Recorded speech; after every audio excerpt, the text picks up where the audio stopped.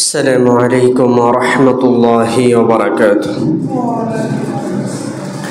إن الحمد لله الأكرم الذي خلق الإنسان وكرمه وعلمه من البيان ما لم يعلم،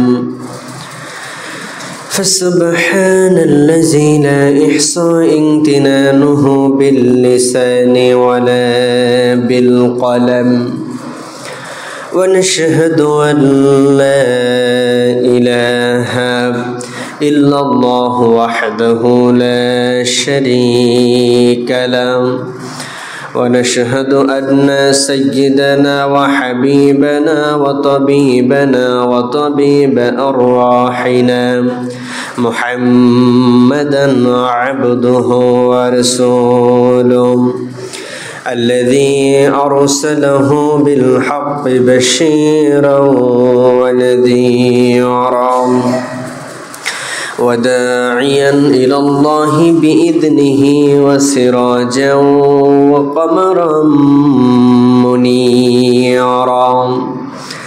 فقد قال الله تعالى في كلامه المجيد وفرقانه الحميد: أعوذ بالله من الشيطان الرجيم. بسم الله الرحمن الرحيم.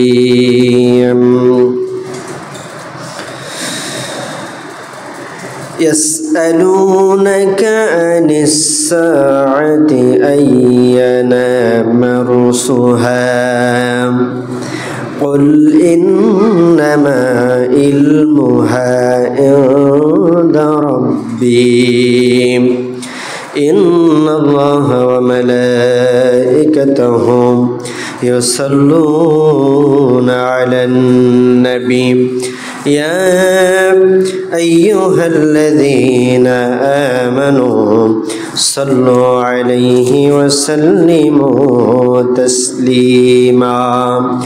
اللهم صل على محمد وعلى آل محمد كما صليت على إبراهيم وعلى آل إبراهيم إنك حميد مجيد.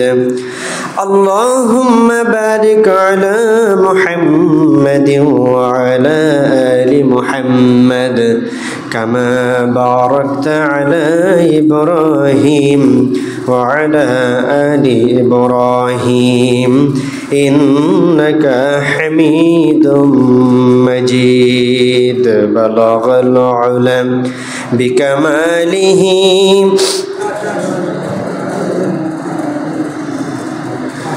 حسنت جميع خصاله صلوا عليه وآله. بلغ العلم بكماله كشف الدجى بجماله حسنت جميع خصاله صلوا عليه. আমরা মহান আল্লাহ রাব্বুল আলামিনের দরবারে শুকরিয়া আদায় করছি যে মহান আল্লাহ তাআলা আমাদেরকে এই এলাকার অনেকগুলো মানুষের মধ্য থেকে বাছাই করে একেবারে প্রথম সারিতে তার ঘর মসজিদে আসার এবং বসার তৌফিক দান করেছেন। এই জন্য সকলেই জবান ছেড়ে দিয়ে বলছি আলহামদুলিল্লাহ। দুরুদ ও সালাম যা পড়লাম বর্ষিত হোক তামাম বিশ্বের একমাত্র নেতা সাইয়্যিদুল মুরসালিন জনাবে মুহাম্মদুর রাসূলুল্লাহ সাল্লাল্লাহু আলাইহি ওয়াসাল্লামের উপর। কামনা করছি আল্লাহ রাব্বুল আলামিনের কাছে, আল্লাহ রাব্বুল আলামিনের রাসূল যে ওয়াদা করেছেন দরুদ পাঠ করলে এই দরুদ সেই মহা কঠিন দিবসে আমাদেরকে পুলসিরাত পার হওয়ার জন্য সহযোগিতা করবে। আল্লাহ রাব্বুল আলামিন যেন আমাদেরকেও সেই সহযোগিতা দান করেন, বলেন আমিন। সম্মানিত হাজিরিন, আমরা বিগত জুমায় বলেছিলাম আজকের এই জুমায় আমরা আলোচনা করব দাজ্জালের বিষয়ে। যে দাজ্জাল কিয়ামতের পূর্বে এই পৃথিবীতে আসবে এটা সত্য, তার ফিতনা গোটা পৃথিবীময় ছড়িয়ে পড়বে এটাও সত্য, এবং তার এই ফিতনার কারণে অনেক মানুষ জাহান্নামী হয়ে যাবে এটাও সত্য। এই জন্য আগে থেকে জেনে নিয়ে যে কি করে এই দাজ্জালের প্রতিরোধ আমরা করতে পারি সে ব্যবস্থা আমাদের করা দরকার। আমাদের আগে দেখতাম এইগুলো বাড়িতে, মানুষের বাড়িতে যদি অসুস্থ হতো তাহলে অসুস্থ হওয়ার পরে তারপরে দোকানে ছোটাছুটি করা লাগতো, ডাক্তারের বাড়ি ছোটাছুটি করা লাগতো ওষুধ নিয়ে আসার জন্য, সামান্য জ্বরও যদি হয়। কিন্তু এখন মানুষগুলো সচেতন, সব সময় জ্বরের ঔষধ, গ্যাসের ঔষধ এগুলো মানে কম্পালসারি সবসময় বাড়িতে থাকবে। এটা হচ্ছে অগ্রিম একটা প্রস্তুতি যে জানি না কখন বিপদ আপদ আসতে পারে, জানি না কখন জ্বর আসতে পারে, এই জন্য অগ্রিমভাবে আমি নিয়ে রাখছি। এরকমভাবে দাজ্জালের প্রতিরোধ করার জন্য, দাজ্জালের বিরুদ্ধে মোকাবেলা করার জন্য আমাদেরকেও আগে ভাগে জেনে নিয়ে কি করলে দাজ্জালের হাত থেকে মুক্তি পাওয়া যেতে পারে, যে দাজ্জাল হবে ঈমান বিধ্বংসী, এই দাজ্জালের ওয়াসওয়াসা থেকে আমরা কি করে বাঁচতে পারি এগুলো আমাদের জানা দরকার। আজকে আমি জানানোর চেষ্টা করব ইনশাআল্লাহ। আল্লাহ রাব্বুল আলামিন আমরা যারা এখানে আছি আমাদেরকে এটা জানার তৌফিক দান করুক, এবং জানার পরে এই কাজগুলো আল্লাহ রাব্বুল আলামিন আমাদেরকে করার তৌফিক দান করেন, বলেন আমিন। দেখেন, দাজ্জাল আসবে এবং এই দাজ্জাল আসবে মুহাম্মদ সাল্লাল্লাহু আলাইহি ওয়াসাল্লামের নবুয়াতের সময়, অর্থাৎ এখনো পর্যন্ত নবুয়াত কার চলতেছে? মুহাম্মদ সাল্লাল্লাহু আলাইহি ওয়াসাল্লামের। মুহাম্মদ সাল্লাল্লাহু আলাইহি ওয়াসাল্লাম হচ্ছেন খাতামুন নবিয়্যিন, সর্বশেষ নবী। তো মুহাম্মদ সাল্লাল্লাহু আলাইহি ওয়াসাল্লাম পৃথিবীতে আসার পর তার নবুয়াতের ব্যাপ্তিকাল কিয়ামত পর্যন্ত চলবে। নবী মুহাম্মদ আসার পরে দাজ্জাল আসবে। স্বাভাবিকভাবে আমি যদি জানতে পারি যে আমি মারা যাওয়ার পর অন্য আরেকজন যখন এখানে, বা আমি এখান থেকে চলে যাওয়ার পর অন্য আরেকজন এখানে আপনার কি বলে ইমামতি করবে, তাহলে আমার কি ওই ইমাম কি করবে তাই নিয়ে টেনশন থাকার কথা? আমার কথা মনে হয় আপনারা বুঝেননি। আমার পরে এই মসজিদে আরেকজন ইমাম আসবে, এটা স্বাভাবিক। সেই ইমাম কি করবে তা নিয়ে আমার কি এখন মাথা ব্যথা করা দরকার আছে? আমার মাথা ব্যথা আমার কাছে। কিন্তু দাজ্জাল কত বড় ফিতনা একবার চিন্তা করে দেখেন। এখান থেকে কত হাজার হাজার বছর আগে এসেছে অন্যান্য নবীগুলো, ঈসা আলাইহিস সালাম, মুসা আলাইহিস সালাম, দাউদ আলাইহিস সালাম, সুলাইমান আলাইহিস সালাম, সমস্ত নবীগণ হাদিসের মধ্যে আসছে তার উম্মতদেরকে দাজ্জালের ফিতনার ব্যাপারে সতর্ক করেছেন। চিন্তা করতে পারেন? তাহলে দাজ্জালের ফিতনা কত ভয়াবহ হবে, যে ফিতনার কারণে আমাদের সময় সংগঠিত হবে জেনেও নবীরা, সমস্ত নবীগণ তাদের উম্মতদেরকে দাজ্জালের ফিতনা থেকে বাঁচার জন্য বলেছেন।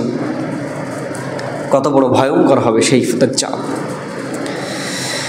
প্রথমে আসুন জেনে নেই এই দাজ্জাল এখনো পৃথিবীতে আছে কিনা, এই দাজ্জাল এখন কোথায় আছে, এর বাড়ি কোন জায়গায়, এ দেখতে কেমন হবে এটা আমাদের জানা দরকার, চিনতে যেন সুবিধা হয়। রাসূল সাল্লাল্লাহু আলাইহি ওয়াসাল্লামের একজন সাহাবী, নাম তার তামিম দারি। এই তামিম দারি একবার তিনি সাগরে গেছেন মাছ মারার জন্য, জেলে হয়ে মাছ মারার জন্য। তার সঙ্গে আরও কিছু লোকজন ছিল, দুইটা গোত্রের। তাদের দুইটা গোত্রের একটির নাম হচ্ছে লাখম, আরেকটার নাম হচ্ছে জুজাম।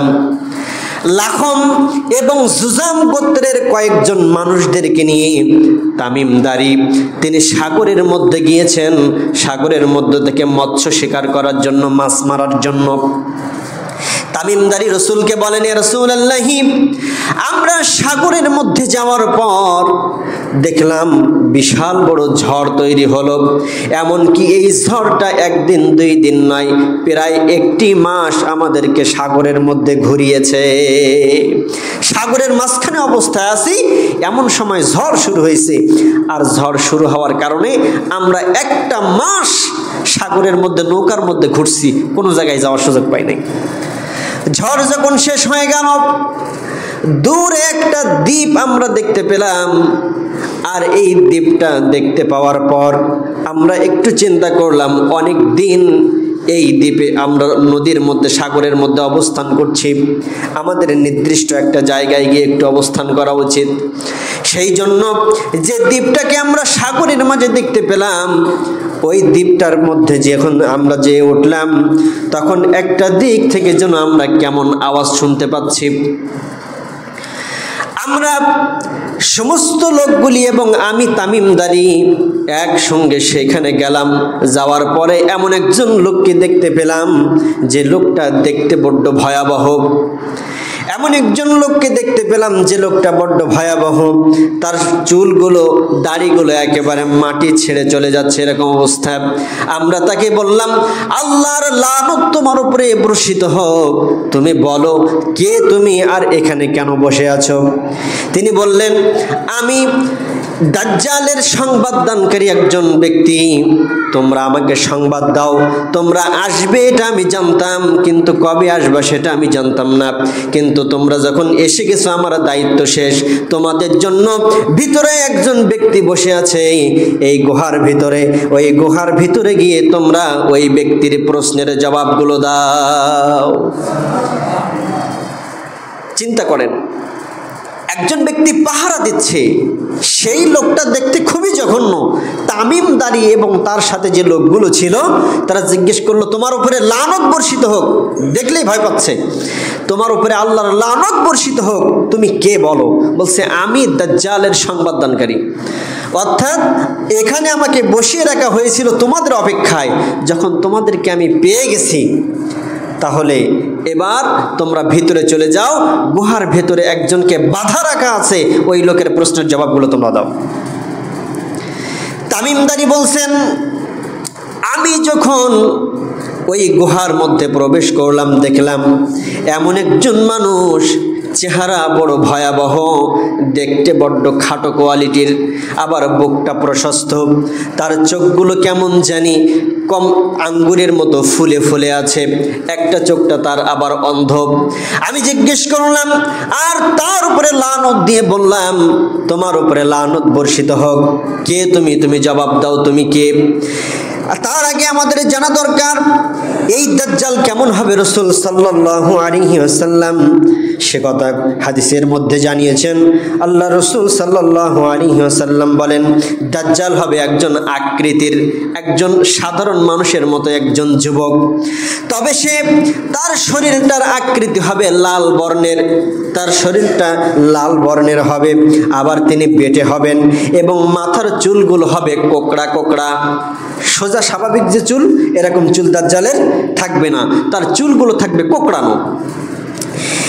শুধু তাই নয়, এই দাজ্জালের কপালটা বড্ড চওড়া হবে এবং উঁচু হবে, স্বাভাবিকভাবে যেমন আমাদের কপাল থাকে তার থেকে উঁচু হবে, এবং তার একটি চোখ অন্ধ থাকবে। কোনো একটা হাদিসে বলা হয়েছে তার একটা চোখ টেরা থাকবে। এরপরে এই দাজ্জালের চোখগুলো আঙ্গুরের মতো ফোলা ফোলা হবে। আর সর্বশেষ রাসূল সাল্লাল্লাহু আলাইহি ওয়াসাল্লাম বলেন, দাজ্জাল হবে নির্বংশ, তার কোনো বংশধর থাকবে না, সে বিবাহ করবে না, যার কারণে তার কোনো বংশধর থাকবে না। এবং সর্বশেষ হলো, দাজ্জালকে দেখতে পাবে যে ব্যক্তি জীবনেও লেখাপড়া করে নাই, আরবি জ্ঞান তার মধ্যে নাই, তারপরেও ওই ব্যক্তি দাজ্জালের কপালে দেখতে পাবে লেখা আছে কাফার, অর্থাৎ কাফের। দাজ্জালের কপালের মধ্যে লেখা থাকবে কাফ, ফা এবং র দিয়ে আল্লাহ রাব্বুল আলামিন সিল গালা মেরে দেবেন যে এ কাফের। এই কাফের জানা সত্ত্বেও আমরা তার মধ্যে তার ফাঁদে কিভাবে পড়ব? রাসূল সাল্লাল্লাহু আলাইহি ওয়াসাল্লাম বলেন, এই দাজ্জালের সব থেকে বেশি যারা অনুসারী হবে তাদের মধ্যে প্রধান শ্রেণী হচ্ছে ইহুদিরা। এই দাজ্জালের সব থেকে বড় অনুসারী যে অংশীদার, তাদের অংশীদারের জায়গাটা হবে ইহুদিরা। ইহুদিরা হবে দাজ্জালের প্রথম অনুসারী। আর রাসূল বলেন, এই দাজ্জাল যখন আসবে, পৃথিবীর মহিলাগুলো তাদের স্বামী, তাদের বাবা, তাদের ভাই, মহিলাদের পায়ে শিকল দিয়ে বেঁধেও ওই মহিলাদেরকে দাজ্জালের কাছে যাওয়া থেকে রক্ষা করতে পারবে না। দাজ্জাল যখন বের হবে, বাড়ির মহিলাকে যদি আপনি পায়ে শিকল দিয়ে বেঁধে রাখেন, সেই মহিলা যদি ঈমান না থাকে, ওই মহিলা শিকল ছিঁড়ে চলে যাবে দাজ্জালের কাছে, আপনার কথা মানবে না। এই দাজ্জালের সব থেকে বেশি অনুসারী হবে বললাম ইহুদি এবং মহিলারা। এর কিছু প্রমাণ আপনি দেখতে পাবেন। মহিলারা অল্প জিনিসে বিশ্বাস করে বেশি। যে কোনো কিছু, যদি আমি আজকে এখান থেকে একটা ঘটনা হঠাৎ করে যে বলবেন অমুক জায়গায় মসজিদের পাশে দেখলাম একটা লোক আসছে, মানে যাওয়ার সাথে সাথে তোমার দেখে তোমার অতীত বর্তমান ভবিষ্যৎ সব বলে দেবে। পুরুষ যদি 10 জন হয়, একজনে বিশ্বাস করবে না। মহিলা একজন যদি থাকে, আর বাদ বাকি মহিলাদের বিশ্বাস করাই নেবে। এটা হচ্ছে মহিলাদের কাণ্ড। এই জন্য এই মহিলারা, এদেরকে যদি সচেতন করা না যায়, যদি ঈমান দিয়ে তাদের ভেতরটাকে পরিপূর্ণ করে দেওয়া না যায়, তাহলে দাজ্জালের ফিতনায় তারা পড়ে যাবে। যে কথা বলতেছিলাম, এই তামিমদারি এবার দাজ্জালের কাছে যাওয়ার পরে জিজ্ঞেস করতেছে, দাজ্জাল, উনি তো এখনো জানেন না যে দাজ্জাল। উনি যাওয়ার সঙ্গে সঙ্গে ওই লোকটার মধ্য থেকে আওয়াজ বেরিয়ে আসলো। আর বলল, তোমরা কারা? তারা বলল, দীর্ঘ একটা মাস আমরা সমুদ্রের মধ্যে ঘুরছিলাম, এর মধ্যে এই দ্বীপটা দেখতে পাওয়ার কারণে আমরা দ্বীপে এসে উঠেছি। এখন বলো তুমি কে? তোমার উপরে লানত বর্ষিত হোক। বলছে, আমি আমার প্রশ্নের জবাব দেব, তোমাদের প্রশ্নের জবাব দেব, তবে আমার কয়েকটা প্রশ্নের জবাব তোমরা দাও। এই প্রশ্নগুলোর জবাব যদি তোমরা দিতে পারো, তাহলে পরবর্তীতে তোমাদের প্রশ্নের জবাব আমি দেব। 1 নম্বর প্রশ্ন মনে রাখবেন ভাই আমার। 1 নম্বর প্রশ্ন হলো, দাজ্জাল ওই মানুষগুলোকে প্রশ্ন করছে, বলো, বাইসান নামক যে খেজুর গাছ আছে, যে খেজুর বাগান আছে, মক্কাতুল মুকাররমা, মদিনাতুল মুনাওয়ারা, আরবের মধ্যে একটা খেজুর বাগান আছে যার নাম হচ্ছে বাইসান। বলো, ওই বাইসান নামক বাগানে এখন কি খেজুর হয়? বলো, হ্যাঁ, এখনো খেজুর হয়। 2 নম্বরে প্রশ্ন হলো, জুগার নামক বাহিয়াত বুহাইরাতুত তাবারিয়া একটা কূপ আছে, ওই কূপের মধ্যে এখনো কি পানি আসে নাকি? ওই কূপ থেকে এখন মানুষ পানি তুলতে পারে নাকি? এই তামিমদারি বললেন, হ্যাঁ, এখনো ওই কূপের মধ্যে পানি পাওয়া যায়, আমরা সেখান থেকে, আমাদের জাতি, আমাদের লোক, আমাদের সম্প্রদায় সেখান থেকে পানি নেই। 3 নম্বর প্রশ্ন, জুগার নামক একটা ঝর্ণা আছে, জবাব দাও, ওই ঝর্ণার পানি যখন পড়ে, ওই ঝর্ণার পানি দিয়ে মানুষ এখনো চাষাবাদ করে নাকি? বলে, হ্যাঁ, এখনো চাষাবাদ করে। আর 4 নম্বরে দাজ্জাল প্রশ্ন করলো, বলল, তোমাদের মধ্যে একজন নবী আসবে যার নাম হবে উম্মি নবী, মুহাম্মদ নবী, যার কোনো অক্ষর জ্ঞান থাকবে না, আল্লাহ তাকে সবকিছু শিখিয়ে দেবেন। এই আখিরি জামানার নবী, এই নবী, বলো তো এই নবীর সাথে তোমাদের আরবীয়দের যুদ্ধ বাঁধছে কিনা? কয়, হ্যাঁ, এইটা সংগঠিত হয়েছে, এইটা সংগঠিত হয়েছে। এবার দাজ্জাল বলল, শুনে রাখো, আমার নাম হলো দাজ্জাল। আমার যে শিকলগুলো দেখতেছো, পায়ের সাথে, হাতের সঙ্গে এবং মাথার সঙ্গে শিকল দিয়ে বাঁধা রেখে হয়েছে, আমাকে অচিরেই ছেড়ে দেওয়া হবে।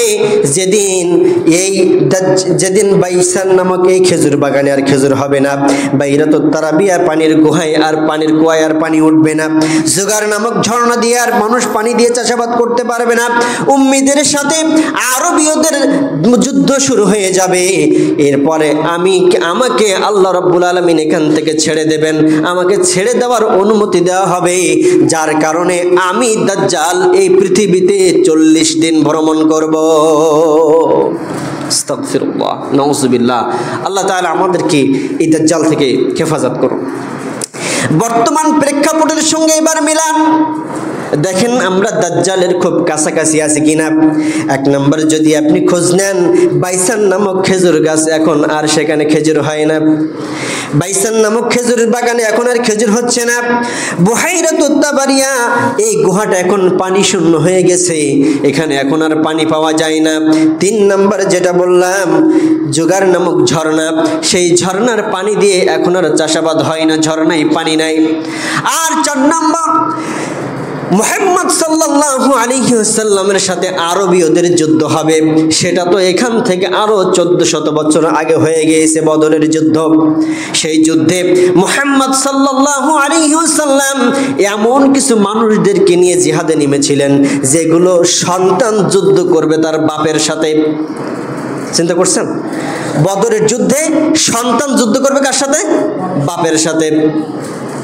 আবু বকর রাদিয়াল্লাহু তাআলা থেকে বর্ণিত আছে, একটা হাদিস আছে, আবু বকর রাদিয়াল্লাহু তাআলার সন্তান বলছেন, বাবা বদরের যুদ্ধের দিন আমি আপনাকে দেখেছিলাম, তবে ওই দিন আপনাকে দেখার পরেও যেহেতু আপনি আমার পিতা, আপনাকে না মেরে 2-3 বার আপনার সামনে থেকে আমি সরে গিয়েছিলাম। আমার সুযোগ ছিল আপনাকে মারার, কিন্তু মারি নাই যেহেতু আপনি আমার বাপ।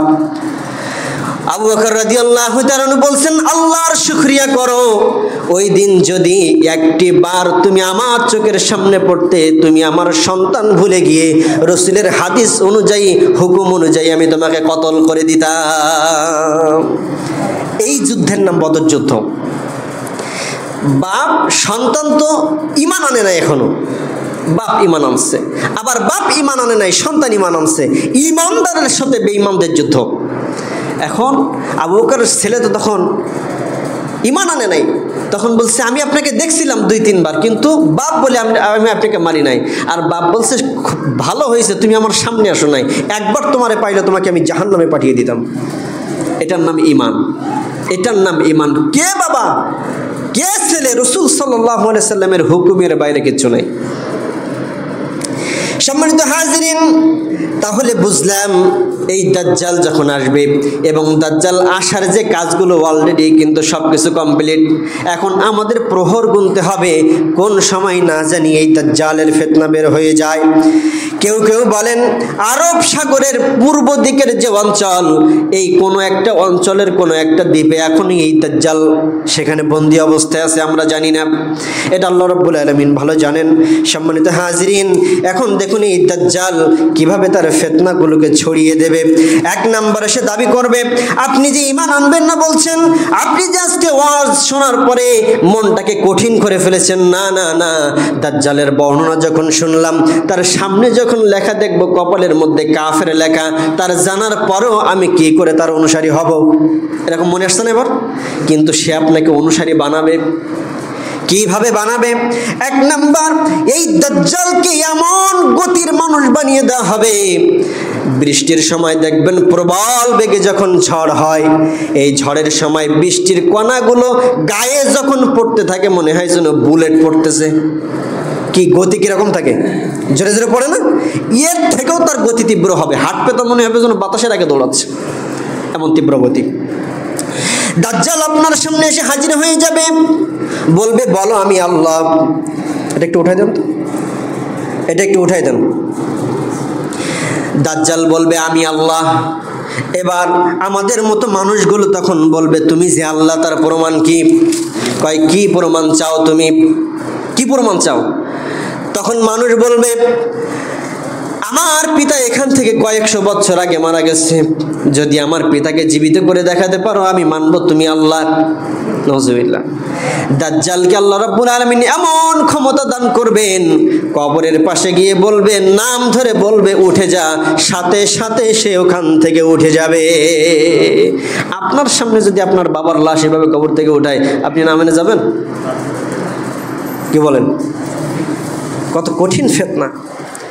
আপনার সামনে এসে হাত দুইটা প্রসারিত করে বলবে, দেখো আমার এই যে ডান হাত এর মধ্যে আছে জাহান্নাম, আর এই যে বাম হাত দেখতেছো এর মধ্যে আছে জান্নাত। যদি তুমি এখন আমার প্রতি ঈমান আনো তাহলে এক্ষুনি তোমাকে আমি বাম হাত দিয়ে জান্নাতের মধ্যে ঢুকিয়ে দেব, আর যদি ঈমান না আনো তাহলে এক্ষুনি তোমাকে আমি ডান হাতের মধ্যে জাহান্নামের মধ্যে ঢুকিয়ে দেব। রাসূল বলছেন মানুষগুলি যেন দাজ্জালের জাহান্নামের মধ্যে যায়, কেননা দাজ্জাল নিজেও জানে না ওই জাহান্নামের মধ্যেই আল্লাহ রাব্বুল আলামিন জান্নাত রেখে দিয়েছেন। দাজ্জালের জাহান্নাম, আল্লাহর জান্নাত। সম্মানিত হাজিরিন, মায়ের পেটের মধ্যে বাচ্চা সদ্য এসেছে 2 মাস কিংবা 2.5 মাস বয়স, এই সময় পরিপূর্ণ বাচ্চা আসা সম্ভব। ওই দাজ্জাল মায়ের পেটের মধ্যে হাত দিয়ে বলবে সম্পূর্ণ বের হয়ে যাও। সম্পূর্ণ সুস্থ শরীরে প্রাপ্ত বয়স্ক বাচ্চা মা তৎক্ষণাৎ প্রসাব করে দেবে। কি ভাববেন এই সময় আপনি যে এই তো আল্লাহর কাজ, এই ছাড়া তো আল্লাহ তো এইগুলো তো আল্লাহরই কাজ, অথচ তার কপালে লেখা থাকবে কাফের। আপনি তাকে অনুসরণ করবেন না, সে অনুসরণ করে নেবে। যদি অনুসরণ না করেন, দাজ্জাল বলেন পৃথিবীতে সমস্ত পৃথিবীটা আমি 40 দিন ভ্রমণ করব, 40 দিন পর আমি মারা যাব। তবে আমার প্রথম দিনটা হবে 1 বছরের সমান। প্রথম দিনটা 1 বছর 365 দিনের সমান। দ্বিতীয় দিনটা হবে 1 মাসের সমান। তৃতীয় দিনটা হবে 1 সপ্তাহের সমান। আর বাকি যে 37টা দিন, এই 37টা দিন দুনিয়ার সাধারণ দিনের মতো হবে। এই পৃথিবীর সমস্ত পৃথিবীটাকে আমি ঘুরতে পারবো, দেখতে পারবো, দেখার ক্ষমতা আমাকে দেওয়া হবে, কিন্তু কেবলমাত্র কাবা শরীফে আমাকে ঢুকতে দেওয়া হবে না, মদিনায় মক্কায় আমাকে ঢুকতে দেওয়া হবে না। আমি যখন মক্কায় ঢুকতে চাইবো, ফেরেশতারা খোলা তরবারি নিয়ে আমাকে তাড়াও করবে। 40টা দিন বাঁচবে, একটা দিন হবে 1 বছরের মতো। চিন্তা করেন সেই দিনটা কেমন। রাসূল বলছেন, সাহাবীরা জিজ্ঞেস করলেন, রাসূলুল্লাহ ওই দিন যদি আমরা বেঁচে থাকি, একটা দিন যদি 1 বছরের সমান লম্বা হয়, সন্ধ্যা না হয়, বিকাল না হয়, এখন স্বাভাবিকভাবেই একটু পরে বিকাল হবে। এখন এরকম যদি 1টা মাস কোনোদিন সন্ধ্যা না হয়, তখন আমরা নামাজ পড়ব কি করে? এখন আমাদের এতক্ষণ চিন্তা চলছিল যে আমরা কি করে দাজ্জালের হাত থেকে মুক্তি পাই। সাহাবীরা ওই সময় প্রশ্ন করছেন আমরা নামাজ পড়ব কি করে। নামাজের ব্যাপারে কত মনোযোগ তাদের। রাসূল বলছেন সময়কে দেখবা, ওয়াক্তকে দেখার দরকার নাই, সময় দেখে ঠিক সময় মতো নামাজটা আদায় করে নেবা। সম্মানিত হাজিরিন, এই দাজ্জালের আলোচনা অত্যন্ত ব্যাপক। এরপরে দাজ্জাল যখন মক্কাতুল মুকাররমার পাশে চলে যাবে, মক্কায় তো ঢুকতে পারবে না, এই সময় মানুষদের মধ্য থেকে একজন বাচ্চা তাকে বলবে, আমি সুস্পষ্ট দেখতে পাচ্ছি তুমি কাফের। একজন বাচ্চা, খুব বয়স্ক হবে না, মোটামুটি বয়স্ক, এরকম ছোট্ট একটা বাচ্চা বলবে তুমি কাফের, আমি জানি তুমি আল্লাহ নও। আল্লাহ কখনো বান্দার সামনে এইভাবে আসতে পারে না। তখন দাজ্জাল রাগান্বিত হয়ে ওই সন্তানটার 2 পা ধরবে, ধরে সবার সামনে চিড়ে 2 ফাল করে দেবে। এবার দাজ্জাল ওই সমস্ত লোক যারা এই অবস্থাটাকে দেখেছে তাদের সকলের উদ্দেশ্যে বলবে, এই বাচ্চাটাকে তোমাদের সামনে আমি দ্বিখণ্ডিত করলাম, এখন বলো এই বাচ্চাটার মধ্যে যদি আমি জীবন দিতে পারি তাহলে তোমরা কি আমার প্রতি ঈমান আনবে? কিছু কিছু মানুষ বলবে হ্যাঁ। তখন আবার দাজ্জাল ওই সন্তানটাকে জীবিত করবে। এই কথাগুলো আমি মিথ্যা বলছি? সম্পূর্ণ রাসূল সাল্লাল্লাহু আলাইহি ওয়াসাল্লামের কথা। ওকে আবার জীবিত করবে। জীবিত করার পরে বাচ্চাটা কি বলবে? ভয় পাবে। বাচ্চা এবার বলবে আমার ঈমানটা দৃঢ় হয়ে গেছে। রাসূলের হাদিস অনুযায়ী আমি জানতাম দাজ্জাল একজন বাচ্চাকে দ্বিখণ্ডিত করবে, পরের বার আর তাকে মারতে পারবে না, কিন্তু সেই বাচ্চা যে আমি সৌভাগ্যবান বাচ্চা হব আজকে জানতে পারলাম, আল্লাহর কসম। আর আমি আল্লাহর কসম করে বলি, তুমি যে চূড়ান্ত দাজ্জাল এটা বুঝতে আমার আর বিন্দুমাত্র সন্দেহ নাই। দাজ্জাল ওকে আবার মারার চেষ্টা করবে, কিন্তু আর মারতে পারবে না। সুবহানাল্লাহ। আল্লাহ রাব্বুল আলামিন এভাবেই মানুষকে হেফাজত করবেন। এবং রাসূল বলছেন যদি দাজ্জালের হাত থেকে বাঁচতে চাও তাহলে পরিপূর্ণ ঈমানদার হয়ে যাও। আর 2 নাম্বার, কোরআনুল কারীমের আসহাবে কাহাফের একটা ঘটনা আমি বলছিলাম, মনে আছে? ওই যে 300 বছর ঘুমাইছিল, ওই যে সূরার প্রথম 10টি আয়াতকে আল্লাহ রাব্বুল আলামিন বারবার তেলাওয়াতের কথা বলেছেন, যে এই আয়াতগুলোকে বারবার যদি মানুষ তেলাওয়াত করতে থাকে ইনশাআল্লাহ আল্লাহ রাব্বুল আলামিন তাকে দাজ্জালের ফিতনা থেকে বাঁচিয়ে দিবেন। এই জন্য আমাদের উচিত ভাইরা, দুনিয়ার সাধারণ মোহমায়া থেকে আমরা কাটিয়ে উঠতে পারি না, দাজ্জালের মতো এইরকম বড় ফিতনা যারা যে তৈরি করবে তার সামনে আমরা কিভাবে দাঁড়াবো? অথচ আমরা জানি সে জাহান্নামী, তার অনুসারীরা জাহান্নামী হবে। তারপরেও এখন থেকে যদি আমরা নিজেদেরকে প্রস্তুত করতে না পারি দাজ্জালের বিপক্ষে, সেই সময় আমাদের জন্য বড্ড কঠিন হয়ে যাবে, আমাদের জন্য জাহান্নাম ছাড়ার কোনো পথ থাকবে না। সম্মানিত হাজিরিন, এই দাজ্জাল এর আরেকটা ছোট্ট কথা আমি বলতে ভুলে গেছি, সেটা হচ্ছে আমরা সাধারণভাবেই জানি একটা মাটি, একটা বালি, একটা পাথরের টুকরা, একটা পাথর তার সামনে গিয়ে যদি বলি এখান থেকে উঠে এখানে আস, সম্ভব? নিজে নিজে উঠতে পারবে? দাজ্জালের ক্ষমতা আল্লাহ এত দিবেন, ওই পাথরগুলো তার কথা শুনবে। দাজ্জাল যদি বলে ওই পাথর ওখান থেকে এখানে আসো, এই পাহাড় এখান থেকে সরে ওখানে যাও, সেই পাহাড় সেই কথা শুনবে। এই জন্য আসুন আমরা আল্লাহ তাআলার কাছে ক্ষমা প্রার্থনা করি, বেশি বেশি দোয়া করি, আল্লাহুম্মা ইন্নী আউযু বিকা মিন আযাবিল কবর, আমিন আযাবি জাহান্নাম, আমিন আযাবিল হাশর, আমিন শাররি ফিতনাতি মাসিহি দাজ্জাল। আল্লাহ জাহান্নামের আযাব থেকে বাঁচাও, এই দাজ্জালের ফিতনা থেকে আমাদেরকে বাঁচাও, বলেন আমিন।